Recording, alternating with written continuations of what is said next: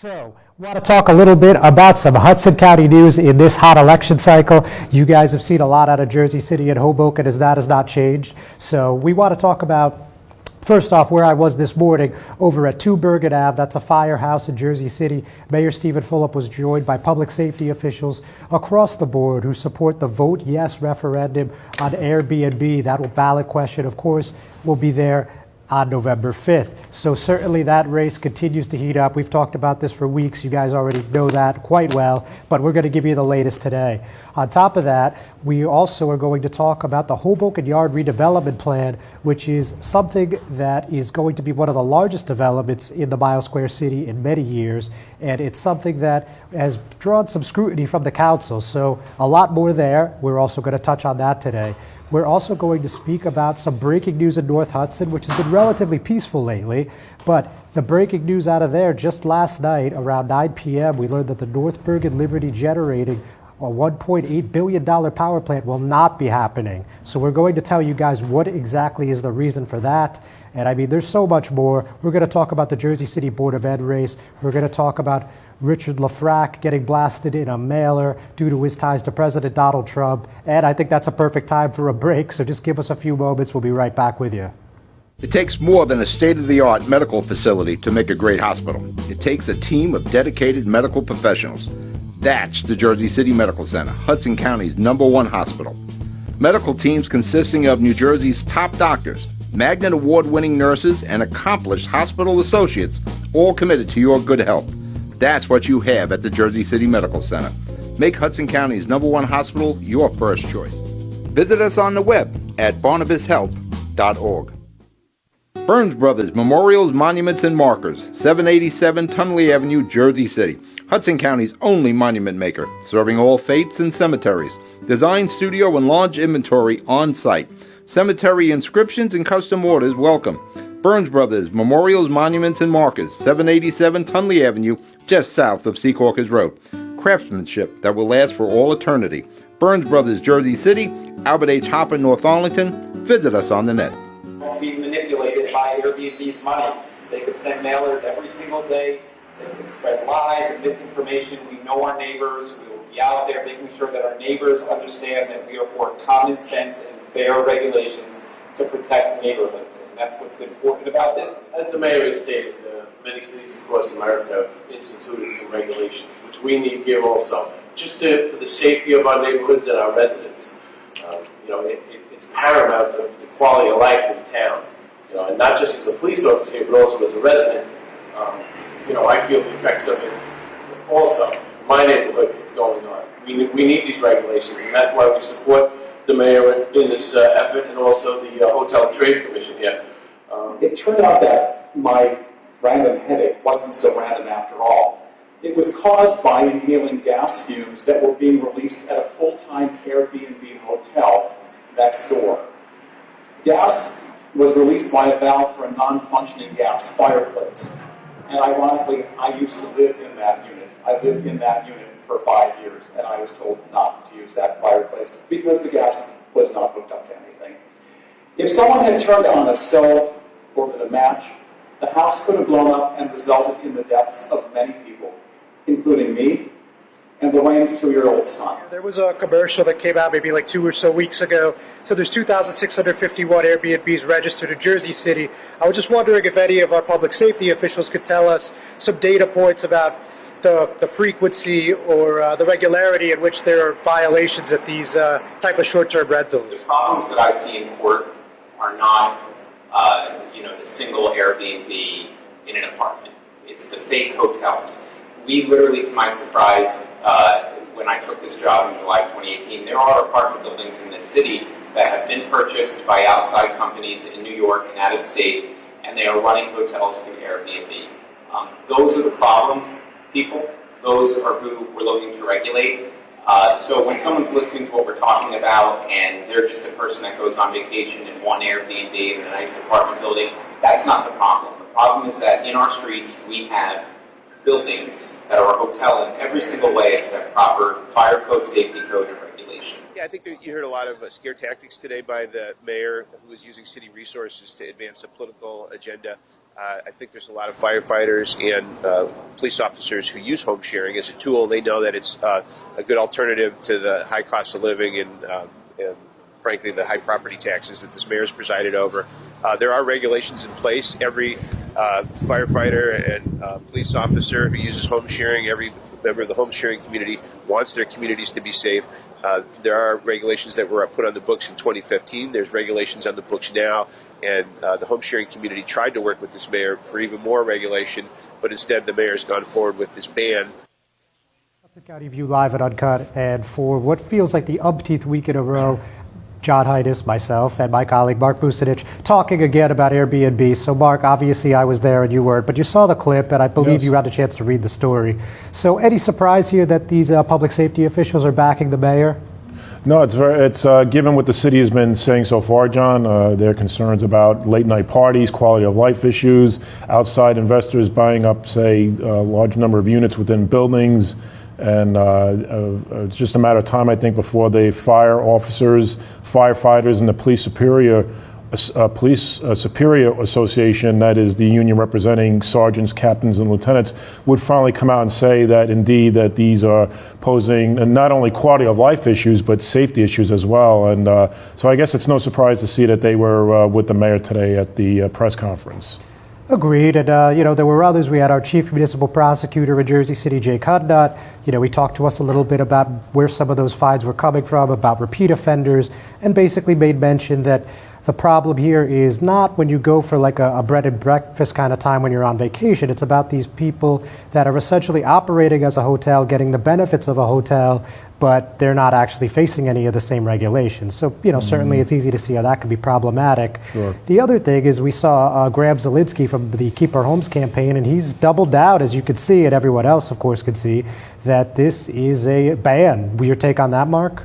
That's interesting that he has said that, and of course other hosts, Airbnb hosts, have said that. In fact, on Saturday I was at a community art show in the McGinley Square area where I had a chance to interview Nathan Taylor. He's a Jersey City-based artist, and he, according to him, because he's been relying on being able to rent out his apartment, he also considers this a ban as well. And of course the mayor and others continue to say that these are common sense simple regulations. So I guess we'll see what the voters do on November 5th. We'll be talking about this more, but we're going to take another commercial break.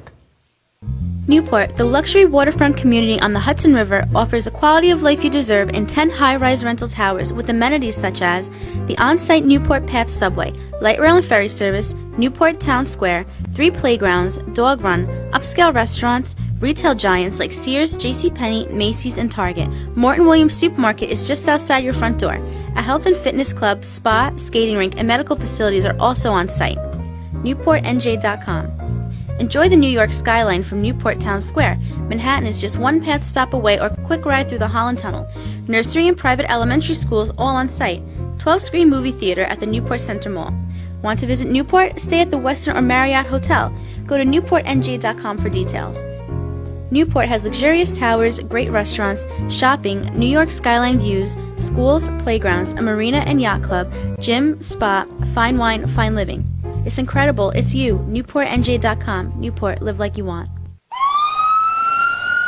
The Jersey City Medical Center. You know it for its award-winning, life-saving ambulance service. It's also your health hub, with health and wellness locations staffed with certified professionals all through Hudson County. The Jersey City Medical Center, here to help you with your healthy, here when you need us the most. The Jersey City Medical Center. Visit us on the net to learn more. Jersey City Medical Center, Robert Wood Johnson, Barnabas Health Facility. Let's be healthy together. Live at Uncut, John R. Heidiss and Mark Bucinich back with the latest out of North Hudson, specifically North Bergen. So Mark, as most people were hopefully home from work, relaxing and trying not to think about local politics, all of a sudden on the Ask the Governor WNYC radio show, we hear this bombshell that he says, I unequivocally oppose to building the North Bergen power plant in the Meadowlands.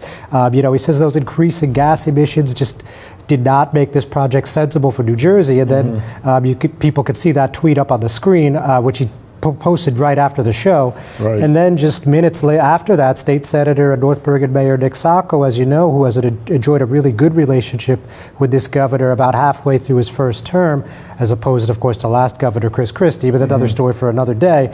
And he basically said, you know, we're going to call it a wrap. His comment was, we will now move on to finding an alternate use for the property that will hopefully provide union construction jobs and has significant financial benefits for North Bergen. So that's quite a story for a late Wednesday night, if I say so myself. What was your take when you saw all this unraveling? Yeah, it's been very interesting to see the governor's reaction to this. You know, earlier this year, right, John, and even into last year when it was first announced, when North Bergen Liberty Generating Company wanted to build this $1.8 billion power plant, Mayor Sacco at the time was, and the company itself was talking about all the benefits that it would mean for local union construction workers as well as for the environment, because here's another example of a power plant that would be using natural gas as opposed to using coal, as concerns about global warming increase around the country and around the world. But it's interesting also that Sacco's comment about that they still want to be able to use the land maybe to be able to hire future union construction workers. What kind, I'm just thinking just quickly, you know, what kind of plant or what kind of other alternative project would make up for this kind of hiring, which would, a $1.8 billion construction plan, of course, would be a big construction job. What kind of comparable project would be able to hire the same number or equal or near equal amount of construction workers? Yeah, I mean, it's an interesting hypothetical you pose, Mark. I mean, I think it goes without saying that trying to replicate that sort of project on that level is nearly impossible. I mean, granted, we don't know what's in the works, if anything. It sounds like this decision was just made yesterday. If not yesterday, certainly in the very, very recent memory. So we'll see what the future will hold there. But, you know, needless to say, I mean, I don't think it's going to be a multi-billion-dollar project. If I had to just, you know, take a wild guess, as far as what's going to happen with the labor work, I mean, you know, maybe this will end up being some sort of other construction plant, or maybe just a small business, a restaurant. I mean, it could really be anything, but it is prime real estate that just isn't being used right there on the border of North Bergen and Fairview, of course, on the Hudson-Bergen County border. So, I mean, the possibilities are endless. I mean, that's an area that has a lot of businesses, has a lot of chains. And who knows? I mean, it could basically be anything. You know, John, and I guess the governor was reacting to, you know, because we covered earlier this year, you at the press conference, I think it was early this year as well, when Governor Murphy showed up at an unrelated press conference, had to do with the completion of the bridge on 69th Street, the bridge that crosses over the railroad tracks on 69th Street. That's right, back in February. In February, and he was greeted by different environmental groups, including Matt Smith from the Food and Water Watch Group. And obviously, I've covered, reported on, did interviews with several other environmental leaders, such as the head of the New Jersey chapter, the head of the New Jersey chapter of the Sierra Club, as well as Captain Bill Sheehan of the Hackensack Riverkeeper Alliance, who said that they were opposed on this project right from the outset because it would damage all the work that's been done to reclaim the Hackensack River watershed. Yeah, I mean, it's good you bring that up, Mark, because Jeff Tittle, as you alluded to, the head of the NJ Sierra Club, put out a statement both last night and this morning, two separate statements, and basically taking the governor to task, saying, listen, we heard what you said, but we're not convinced. He's like, until we see it in black and white, we're not convinced that this thing is done, which, of course, I'm paraphrasing, but I mean, a little surprising. I mean, obviously, there's some unrest between these two sides, but I mean, I think it's clear that between the governor and the state senator and mayor's comments, I mean, it seems like this is finished, kaput, whatever word you want to use. Yeah, and it's interesting about obviously the political relationship between Governor Murphy and the mayor and state senator Nicholas Sacco. I'm sure this was obviously a disappointing result for the mayor. Absolutely, Mark, and that's something we'll certainly talk about in future editions. But right this moment, we're going to take a break from our sponsors. Just give us a second. Good Friend Self-Storage in North Bergen, New Jersey is a fully climate-controlled facility equipped with state-of-the-art security, packing supplies, a Refer a Friend program, and multiple loading docks convenient for commercial use.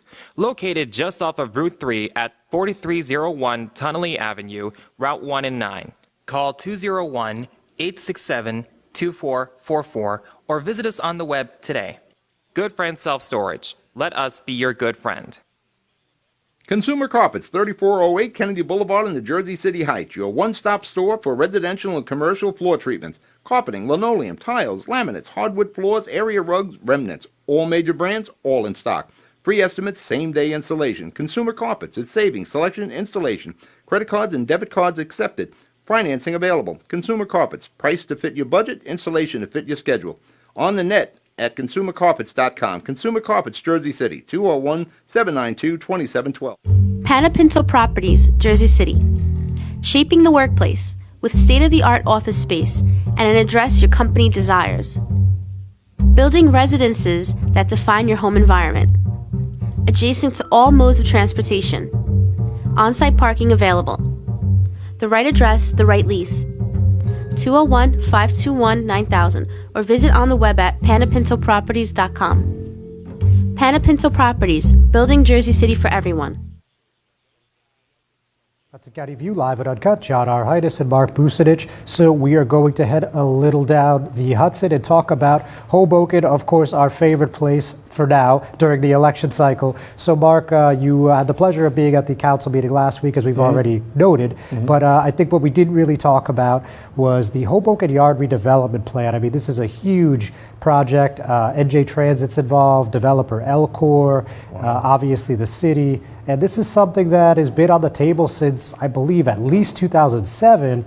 There was something approved back in 2014. Obviously, changes have been made now, and it looks like there's a lot of differing opinions, and believe it or not, in Hoboken, it seems like a lot of people can't agree. So, before we get to the meat and potatoes, if you will, let's talk a little bit about that dialogue between 3rd Ward Councilman Mike Russo and 5th Ward Councilman Peter Cunningham at that meeting. It looked like they were really just about ready to stand and trade. It looked like they weren't too happy with one another. Yeah, that was an interesting point during the council meeting last week, John. And, Councilman Mike Russo wanted a vote. He said he wanted a vote on that the council should vote so that the plan can go ahead. His main argument was that, well, it's been 14 years. The city keeps putting this off. Well, I think it's high time now that the city council votes on it so that the plan can be put forward. But as our viewers saw from the footage from last week, Councilman Peter Cunningham had a different viewpoint. He said, well, what's another 2 weeks or even a month, say, for example, to put the project off? Because a project of this magnitude, of this significance, how can we vote on it when the public even hasn't had a say in this? So sure enough, and just one more point, sure. Councilman Michael Russo then his main response to that was, okay, if you're going to vote to table this resolution or this plan tonight, well, we need to make sure that we have this public meeting ASAP, and sure enough, it's taking place next Tuesday evening. Right. And what was interesting at the end of that dialogue, I mean, it was all pretty interesting from what I saw, but what was particularly interesting and caught my attention was that, they were going back and forth about whether or not this was politics at play. Hard to believe politics at play in Hoboken, but yes. But anyway, as you saw, they were really going at it, and it just, the interesting aspect was that they were talking about you trying to help your friends during the election cycle. So, it was definitely getting pretty tense at the end there. It was. I mean, I think, Peter Cunningham said, I guess because he didn't like what Councilman Russo was saying, that about the council, again, punting on this particular project, this plan. But then, obviously, Peter Cunningham responded that, well, this is not, what his motion to table, or at least his argument to table it. He said that it wasn't a cop-out. And then he also told Councilman Michael Russo, this is obviously related to political concerns, which Councilman Russo then responded, well, it has to do with private development, so of course it has to do with politics. Yes, and he also said, of course, it has to do with money. You guys could check out the clip online for yourselves. But, let's talk about the actual merits of the project, if you will. So, Mark, I mean, this is huge, as I already mentioned. This is a very robust development. It's an ambitious plan, et cetera. So let's talk about the numbers for a second. So the first tower was originally supposed to be 200 feet high. Now this new plan would make it 300 feet high. And then the third tower was supposed to be 24 stories. Now it's going to be 28. And it's overall 80 acres of land, all owned by NJ Transit, to be developed by Elcor in the first ward. And the original plan was 2.3 million square feet. Wow. And now this one is about 1.57 square feet. But there's also 947,000 square feet that's basically a question mark. It's just, land earmarked to be for future development. Sure. So some are arguing that this is actually, if you put them side by side, this is a larger project. Obviously, some people say that that's not the case at all. And, it's Hoboken, so it's hard to really know exactly what's going on, when it's going on. But I think one thing we could say for certain is that we are going to have a heck of a meeting on Tuesday. It should be a very interesting public meeting, John, because, of course, whatever the public, whatever ideas that they have, well, it may mean that the city council will then have to incorporate those changes, which then puts off the construction and the groundbreaking to a future date. And if I remember correctly, doesn't the city have to at least start this plan or a major project? There's a certain timeline that they have to meet before they actually start construction? That's not confirmed yet, Mark, so we're going to have to look deeper into that. But what's really interesting about this is that the council meeting is the following day, that Wednesday. So, this meeting theoretically could determine whether or not it even makes the agenda. So something to be seen. It looks like next week will be another fun one for us. So we're going to take another word from our sponsors. Hang with us. Sit tight. Introducing the MyJCMC app, powered by Practice Unite. The free MyJCMC app puts the power of healthcare at your fingertips. Go to the concierge for access to referrals, scheduling, and appointments, see emergency room wait times, and get directions to Jersey City Medical Center health locations. Read the latest JCMC news through their social media feed, find a doctor, and more. The MyJCMC app. We belong to you. Rama Jewelers, located in the Lyndhurst Shopping Center at 413 Valley Brook Avenue, Lyndhurst. Come for all your jeweler needs at Rama Jewelers, where you will find a fine selection of necklaces, earrings, rings, and bracelets. Choose from one of our complete sets, our many signature items, or find the perfect engagement ring. Come on down. That's Rama Jewelers at 413 Valley Brook Ave, Lyndhurst. Call 201-939-5784 or visit us online today. And we're back, Hudson County View, live at Uncut. John Arhidis and Mark Bucinich. So, John, can I just say one thing for a minute? To clarify what I had said in the prior segment, which was that the city Hoboken, that there was a deadline that they had to meet in order to break ground on the Hoboken Yard Redevelopment Plan. That actually has to do with the city having to apply to the federal plan, Rebuild by Design, which calls for building a flood wall basically along the stretch of where this redevelopment plan will take place. So I just wanted to clarify that for our audience. Right, yes. And on that point, that needs to be completed by 2021. This is a $230 million project. And, in the event that it's not completed, then the city would be on the hook to pay for whatever costs are still existing at that point. But obviously that's a ways off and no one's expressed any concerns. So hopefully it stays that way for the sake of Hoboken. Obviously flood preparedness is a big thing ever since Hurricane Sandy. Certainly not something we want to see them endure again. Sure. So on another Mile Square City note that has nothing to do with development is we wanted to just also give you an update on the Frank Rea vote by mail scandal there. Basically, another person, this is the fifth person to either plead guilty or be convicted. His name is William Rojas, 69 years old. He participated in the 2015 municipal elections. He's the second person to plead guilty in connection to those council races 4 years ago. And similar to Frank Rea and others, he's admitted to violating the Travel Act by paying voters $50 in exchange for their vote by mails. So this is certainly something that continues to heat up, and perhaps it would be pretty fair to say at this point, Mark, that I think they're leading up to a quote-unquote big fish, as the politicos and we like to say. You think that's a pretty safe assessment at this juncture? I think it is, John. I mean, it was a great story by Corey who wrote that. So again, the saga around the vote by mail fraud scandal still continues. And again, we'll see. It'll be interesting to see. We know you had reported that Frank Reyes' sentencing had been postponed, according to the story that Corey wrote just yesterday about this new person being admitting to this vote by mail fraud.